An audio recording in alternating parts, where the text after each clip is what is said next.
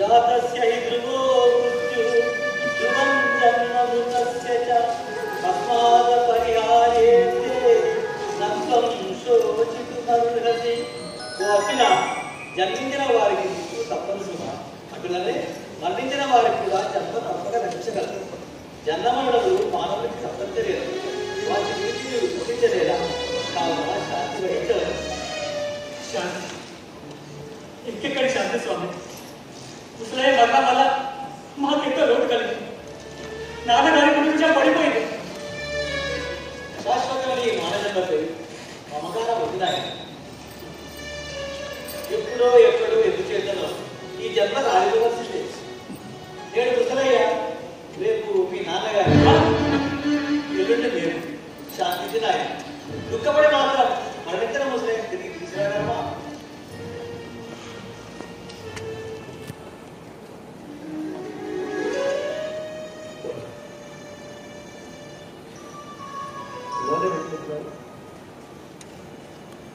ఇంకా విచారించిన అప్పుడు ఏమైంది నాన్న? జరగవలసినంతా ఇంకా ముందే ఉంది. నాన్న, నా మాట వినక మనకి రాజకీయాలు వద్దు. ఇప్పుడు రాజకీయాలతో వచ్చిన చిక్కే ఉందా? ఇంకా ఏం కావాలి? పండంటి సంసారాలు పాడైపోతున్నాయి. గొప్ప గొప్ప దేశభక్తులు ఈ రాజకీయాల పేరుతో రాలిపోయారు. అసలు ఈ సాగుకి కారణం ఏంటి? రాజకీయాలు. పిన్ని మరణానికి కారణం ఏంటి? రాజకీయాలు. ఈనాడు దేశమంతా ఈ రాజకీయ మహమ్మారి ఉపాధుల కింద నల్లిపోతుంది. ఏ పట్టణము, ఏ పల్లి, ఏ కుటుంబాన్ని చూడండి, ఈ నిపుణుల గుండెల్లో పడి నామరూపాలు లేకుండా బూడిదగా మారుతున్నాయి. నా మాట వినండి. మనకి రాజకీయ వద్దు. మనల్ని మనం ఉద్ధరించుకోలేని వాళ్ళు ఇతరులకు ఏమేమి ఏం చేస్తాం? బంధుత్వాన్ని, సూర్యత్వాన్ని విస్మరించి ధనానికి, కీర్తికి దాసులై యుద్ధం చేసిన వారికి ఈ శాంతి జరగాల్సింది. దానికి విచారం ఆయన.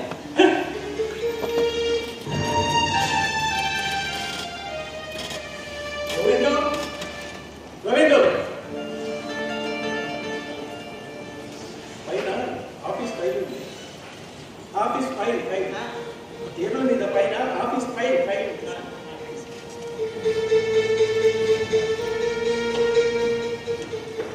బంగారాన్ని ముసలే తీసుకెళ్ళి ఈ మూగమాటు మన పాలు చేశాడు. సర్వే ఏమీ నీళ్ళయ్యాది. ఈ మూగవాడు దొరికాడు. ఎందుకు లేని వర్షం ఇంత ఇంటి బయట పనిచేస్తాను. మంచి వాళ్ళగానే కనపడతాను. మనకు పనివాడు కావాలి కదా. ముసలే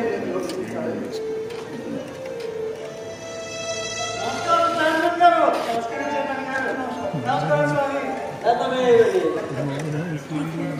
కూర్చోండి. ప్రత్యేకంగా మీరు ఎందుకు వచ్చామంటే చెప్పండి. చెప్పడంలో ఏముంది? ప్రత్యేకంగా ఆ విషయం మీకు స్వామి తమరిక ప్రత్యేకంగా ఉండాలా? లేదు, లోక విషయాలకు మేము చాలా నమ్మకం. వెళ్తాం.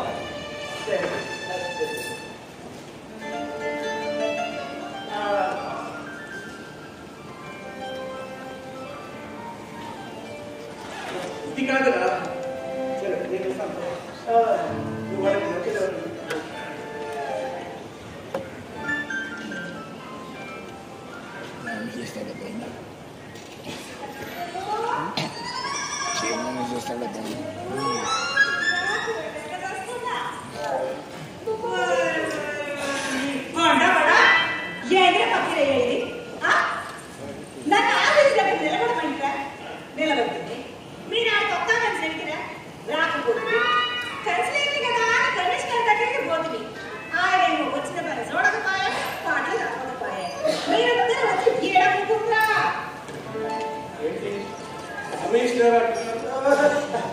ప్రత్యేకంగా ఆవిడ తప్పు చెప్పింది లేండి. అసలు అరకట్టుకునే వాళ్ళ అబద్ధంగా ఉందని కట్టెలంటి ఎట్టుకుంటున్నారు.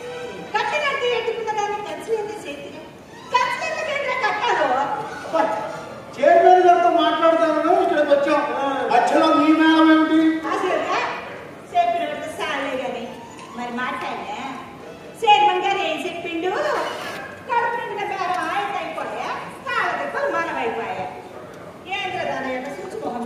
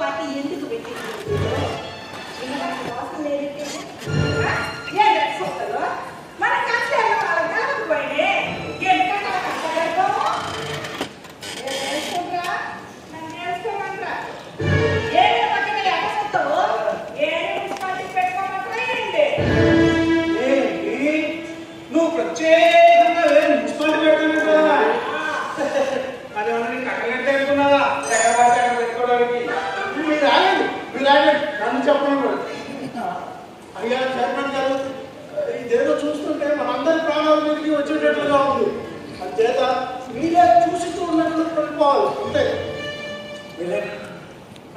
చైర్మన్ గారు, ప్రత్యేకంగా మిమ్మల్ని చైర్మన్ గా ఎందుకు గెలిపించామంటే మీరు ఆగండి, నన్ను చెప్పనివ్వండి. ఏదో దీపం ఉండగానే నేను సత్రం పెట్టుకుందామని. మరి నేను నన్ను చక్కబెట్టేదిగా. పదలెత్తి వేసిందని శారదాలు కొట్టు కూసుకుంటూ, జీతాలు కనిపించదని బాకీ వాళ్ళు సర్వే చేస్తానంటే చేసుకోండి పోయినా ఏం చేయమన్నారు? జీతాలు పెంచుతాము, సర్వే పనులు పోవాలంటే అంత గడ్డ ఉన్నాడు జీతాలు ఎందుకు పెట్టాలా? రోజు చూసేవాడికి కూడా మనం లోకం అయిపోతే ఇక మనకి పాలించకపోతే దిగిపోతాం. ప్రత్యేకంగా మీరు తొందరపడకూడదు. మీరు ఆగండి, నన్ను మాట్లాడుకోండి. చైర్మన్ గారు, మిమ్మల్ని నమ్ముకుని మా వాటి బాగు చేయిస్తానని మాట ఇచ్చారు. అక్కడ తాగడానికి నీరు లేవు, నడవడానికి రోడ్డు లేదు. పొరపాటు అర్థమైందా? అది అసలు విషయం. ఎందుకంటే ఎప్పుడో మన ఎన్ఎస్టీ పార్టీ వాళ్ళు బాగు చేయించిన 2 చెరువులు ఎవరికీ తెలియకుండా 10 మందిని పెట్టి మట్టితో పూడ్పించి మనం ఫామ్ హౌస్ కట్టుకోలే.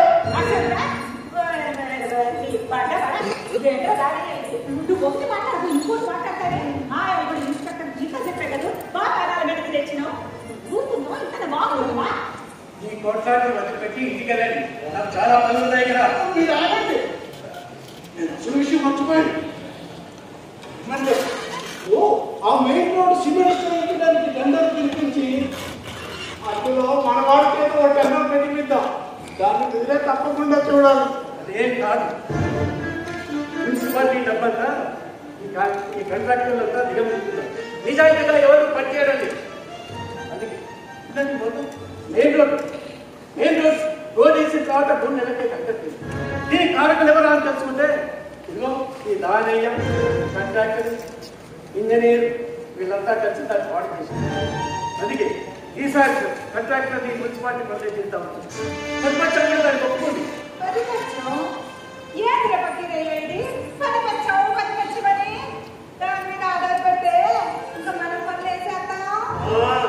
అయినా ఇప్పుడు ప్రత్యేకంగా ఇలాంటి టెండర్ల సంప్రదాయం మాత్రం ఎందుకు మార్చాలి? మీరు ఆగండి, నన్ను చెప్పనివ్వండి. చూడండి, ఇటువంటి కొత్త పద్ధతులకు వెళ్తే నా ఓటు నేను ఇయ్యను. అర్థమైందా? అది అసలు విషయం. ఒక మంచి మార్పు కావాలంటే 10 మంది కష్టాన్ని 4 సుఖం పడిపోదు.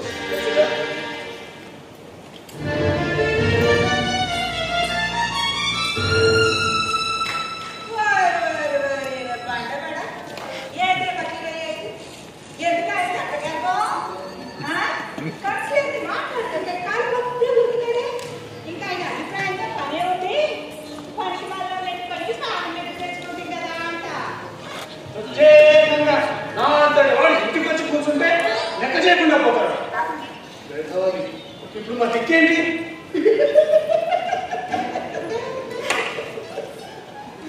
నీ గురించి నిజం చెప్పాలంటే నాకు తెలియదా కిరయ్య?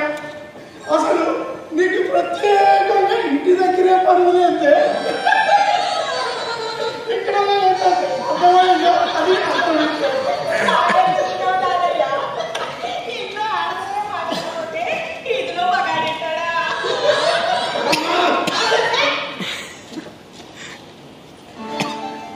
అసలు అసలు ప్రత్యేకంగా గురుగారు చదవకండి. మా అబ్బాయికి ఉద్యోగం కావాలి, ఆ మెయిన్ రోడ్ మీద కాంటాక్ట్ చేయిస్తాను అని అడ్డమైన దగ్గర డబ్బుతో పోయాలని చూడలే. ఆడలేక మధ్యన ఓటు అన్నట్టు నువ్వు మాత్రం లెవెల్ పెట్టింది ఏమిటో? ఆ మెయిన్ రోడ్డు మీద ఉన్న స్తంభం పీకించి మీ దొడ్లో వేయించుకోలే. అంతెందుకు, మొన్నటికి మొన్న వేపులు వాడ గో సంరక్షణ శాలకు ఎవరో దాతలు బొచ్చలను పంపితే ఈ చుట్టానికి ఆ బొచ్చలను పంచిపెట్టుకోలే. ఇప్పుడు ప్రత్యేకంగా గొడ్ల విషయం మాట్లాడతావే, అందులో 2 గొడ్లని మీకు బాగా పెట్టలే.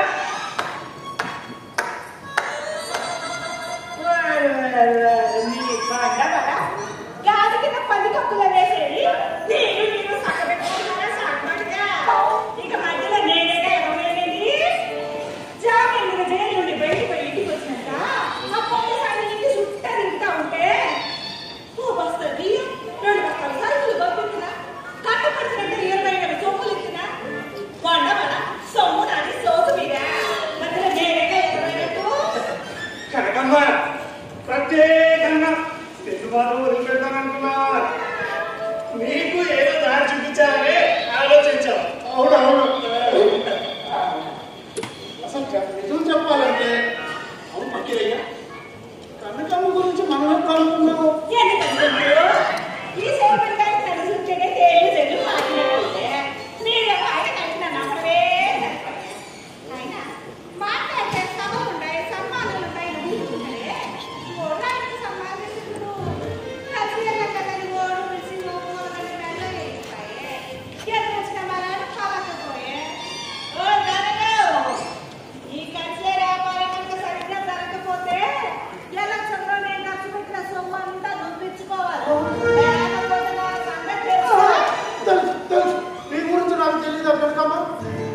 అయినా కనకమ్మ నువ్వు ఎలక్షన్లో డబ్బు ఖర్చు పెడితే నన్ను అనుకోనే ఆ సొమ్మంతా దానయ్య దాటుకున్నాడు.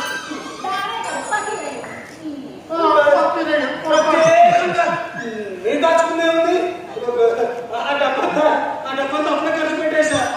కాలేవయ్యా నువ్వు సొమ్ము తిరిగితే కనకమ్మ నన్ను అనుకోలేదు. నేను నీ తిరిగి నేను మింగానా? నువ్వే మింగావు. నువ్వే మింగావు. నువ్వే మింగావు. నువ్వే మింగావు. ఏమిటి నాయన కష్టపడుతున్నా? స్వామి ఈ చైర్మన్ గారు ప్రత్యేకంగా మమ్మల్ని లెక్క చేయడం లేదు స్వామి. మీరు నన్ను చెప్పలేదు స్వామి. మేము పూర్తిగా వెదకం అయిపోయాం స్వామి. నన్ను చేసిండే మన చేయమను ఇంకా ఓడకిందాక ఓడమలే ఓడకిందాక ఓడిమలే ఆయన తెలవకపోయే మా ఏమొచ్చిందంటే వ్యాపారం కానీ చేతికి రాకపోయి కట్టెల కాలే ఇంటి కుడికి బతికి గట్టికి చెప్తానే మనం చూస్తుంటే జాలి వేస్తుంది నాయన. ఎంత అమాయకులు లేదు.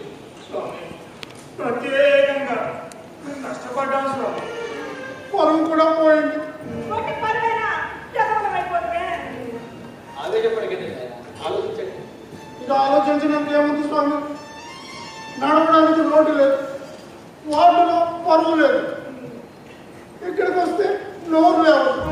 ఇంకా ఆలోచించడానికి ఏముంది. ఇప్పటికే అంతా ఆరిపోయి కూర్చుంటే స్వామి మీరే ఎలాగైనా చైర్మన్ గారితో మాట్లాడారు. అదంత సులువైన పని కాదు నాయన. చైర్మన్ గారు తను అనుకున్నదే చేస్తాడు. మీరు నమ్ముకొని చైర్మన్ ఎన్నుకున్నారు, ఎంతో నష్టపోయారు. ఇక్కడికి వస్తే మీ ఆశ ఎదురదు. సాంబారు ఆ బాగా చెప్పినావు లేదు అసలు ఇప్పటికి మనం ఇద్దరిని నమ్ముకొని పెద్ద మాకు చెప్పండి చెండి మేకపిల్ల తీసుకురంటే తోడేలు కొడుతుంది తోడేలు అప్పటికే నేను ఒక్కరిని మీ ఇద్దరిని గోతిలో దిగుతున్నట్టు మాట్లాడతారే. ప్రత్యేకంగా నేను మాత్రం సుఖపడ్డానా? అసలు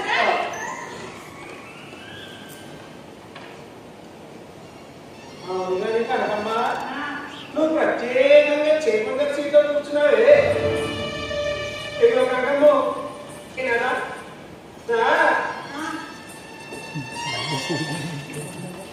అసలు ప్రత్యేకంగా నువ్వే చైర్మన్ గారి సీట్లో కూర్చుంటే అంటే అసలు నిన్నే చైర్మన్ చేస్తే మనకి ఏ సమస్య ఉండదు. ఈ జ్ఞానం ముందు ఆగిపోయిందా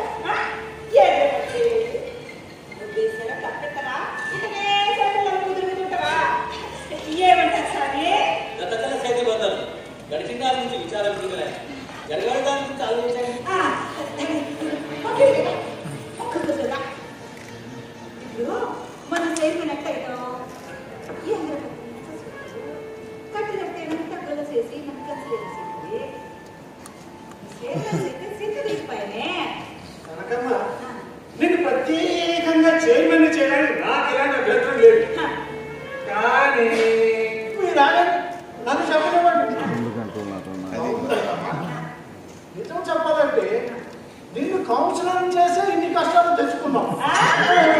సరే సరే చెప్పుకోండి. నేను చెప్పేది ఏం లేదు, చూకుంటాను. నిన్ను ప్రత్యేకంగా చైర్మన్ చేయాలంటే